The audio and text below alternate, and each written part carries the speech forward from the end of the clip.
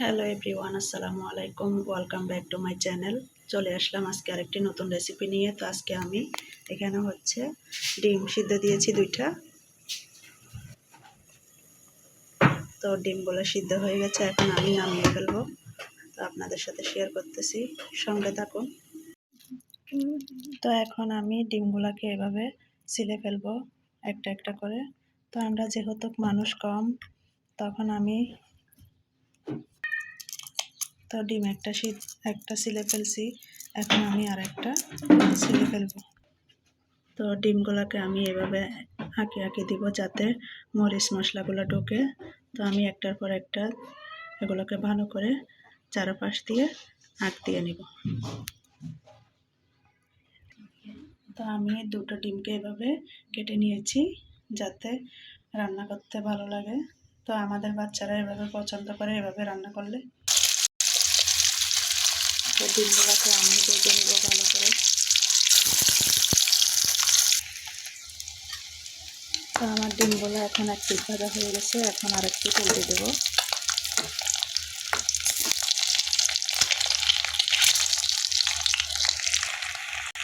তো ডিমগুলো লাল লাল করে ভাজা হয়ে গেছে, এখন আমি নামিয়ে ফেলবো। তো দেখুন বন্ধুরা, কালারটা বাদামি কালার হয়ে গেছে। তো এখানে আমি পেঁয়াজ কুচি, রসুন কুচি দিয়ে দিচ্ছি। এগুলোকে আমি হালকা পেঁয়াজের গন্ধটা যাতে চলে যায় পেঁয়াজা করার জন্য এখানে আমি পেঁয়াজ কুচিগুলো ভালো করে ভেজে নেব। তা বন্ধুরা, আপনারা প্রথম থেকে শেষ পর্যন্ত আমার ভিডিওটি দেখুন। তো এখন আমি কয়েকটা কাঁচামরিচ দিয়ে দিলাম।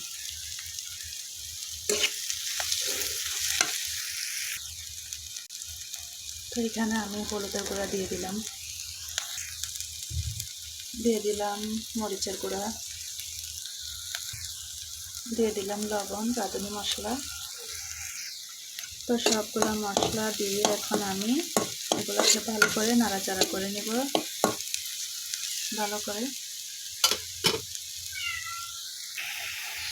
তো আমার পেঁয়াজের মশলাগুলো এখন কষানো হয়ে গেছে, এখন আমি ডিমগুলো দিয়ে দিব। তো ভেজে রাখা ডিমগুলো আমি একটা একটা করে দিয়ে দিলাম।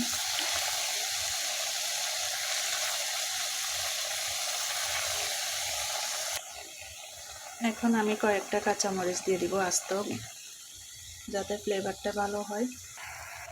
তো দেখুন বন্ধুরা, পেঁয়াজাটা হয়ে গেছে, এখন আমি কিছুক্ষণ পরেই নামিয়ে ফেলবো।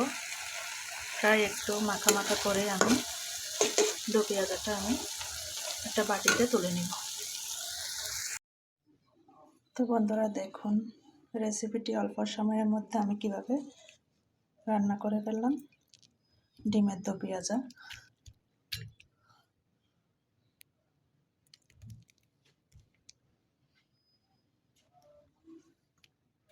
তো বন্ধুরা, আমার হয়ে গেছে ডিমের পেঁয়াজা। কেমন লাগলো বন্ধুরা? যদি আপনাদের কোনো অংশে ভালো লেগে থাকে তাহলে আমার চ্যানেলটি সাবস্ক্রাইব করে বেল বাটনটি অলে রাখবেন, যাতে ভিডিও ছাড়ার সাথে সাথে নোটিফিকেশনটা পেয়ে যান। তো এই পর্যন্ত, আসসালামু আলাইকুম।